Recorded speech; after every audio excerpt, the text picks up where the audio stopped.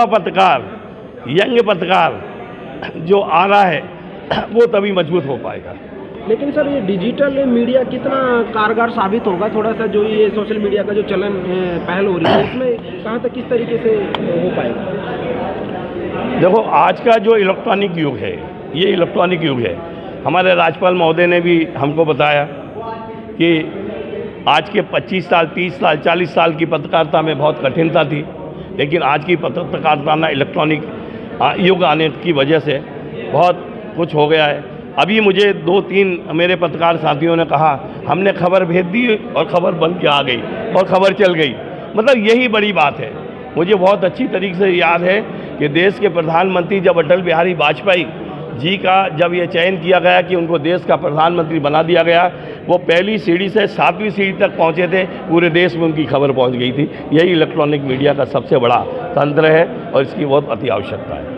इस फाउंडेशन के अंदर आपका नाम बताइए और क्या पद है? आप कितने समय से आप इस फाउंडेशन की अपनी सेवाएं दे रहे हैं? मेरा नाम है राजेंद्र जैन।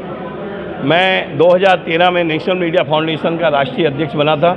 इससे पहले हमारे जो अध्यक्ष थे वो GD गोयल साहब थे दिल्ली में। हमारे साथ में खड़े हुए जो हमारे विश्वनाथ खींची जी हैं, वो राष्ट्रीय महासचिव हैं और हमारे अलवर राजस्थान से ही हैं।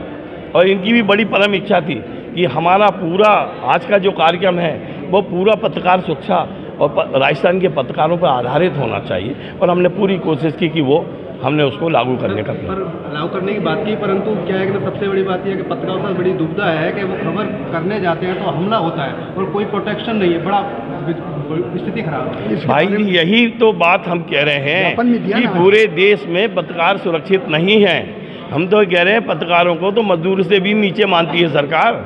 सर, राष्ट्रीय स्तर पर ये संगठन है तो क्यों ना भारत में जो है संसद से कानून बना जाए जो पूरे राज्यों में लागू किया जाए। हम राज्य के लिए कानून बनाने की क्यों बात कर रहे हैं? भाई जी, क्या है कि ये हमारा मिशन है, ये हमारा मिशन है और हम सरकारों को हमेशा आगाह करते हैं कि जब तुम्हारी डबल इंजन की सरकार है और डबल इंजन की जब सरकार है और राज्यों में तुम्हारी सरकार है, तो हम तो देश के गृह मंत्री और प्रधानमंत्री नरेंद्र मोदी जी से भी ये आग्रह करना चाहते हैं कि आप पूरे देश के लिए पूरा एक कानून बना दिया जाए जो पूरे देश के हर राज्य में लागू कर दिया जाए, चाहे सरकारें किसी भी दल की हों, किसी भी पार्टी की हों, लेकिन पत्रकारों की सुरक्षा होना तो अति आवश्यक है।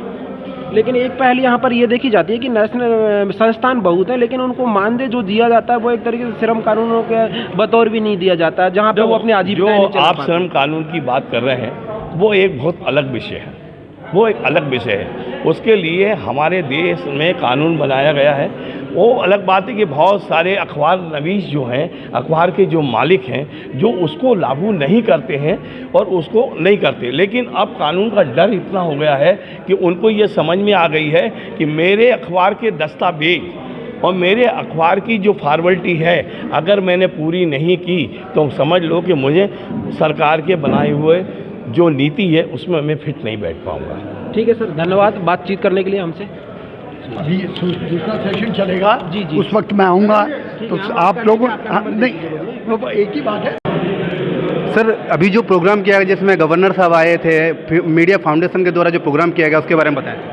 नेशनल मीडिया फाउंडेशन का ये 54वां राष्ट्रीय सेमिनार और सम्मान समारोह था। इससे पहले हम देश के अलग अलग राज्यों और देश की सीमाओं से बाहर जाकर भी हमने कई कार्यक्रम आयोजित किए हैं, जिनका मुख्य मकसद है मीडिया की जिम्मेदारी, मीडिया की नैतिकता, मीडिया के दायित्व और मीडिया के सरोकारों को समाज और राष्ट्र के सामने लाना और वंचित की आवाज़ बनकर उनके हित में काम करना।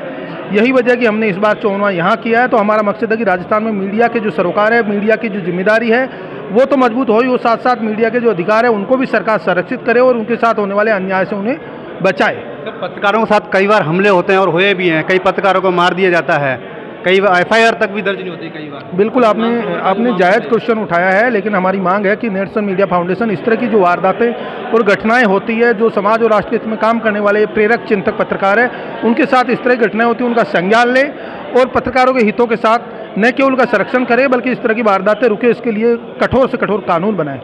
मानसरोवर में घटना घटित हुई थी, पत्रकार को मार दिया गया और उसको धरना देने के बाद में कई दिनों बाद में FIR दर्ज हुई।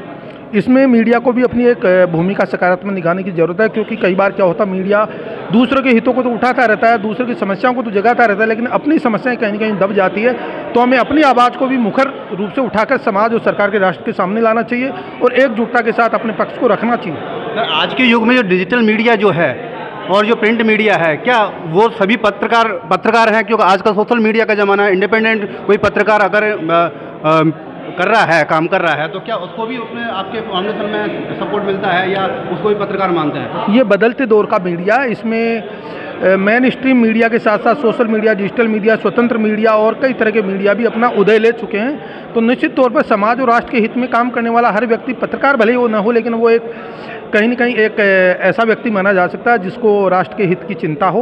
बस केवल तथ्यों से विहीन और तथ्यों से परे खबरें न चलाएं, अपने हित के लिए खबरें न चलाएं, अपने लाभ के लिए और टीआरपी के लिए खबरें न चलाएं। समाज और राष्ट्र के हित का ध्यान रखने वाले की आज ज़रूरत है। साथ ही साथ मीडिया का कोड ऑफ कंडक्ट भी बनने की ज़रूरत है, क्योंकि आजकल वो सब लोग भी मीडिया में घुस गए जो बिजनेस और कारोबारी गतिविधियों में संलग्न है और मौका मिलने पर पत्रकार बन के और समाज और राष्ट्र के सामने अपना एक दूसरा चेहरा दिखाकर असली पत्रकारों का हित छीन लेते हैं। Thank you sir.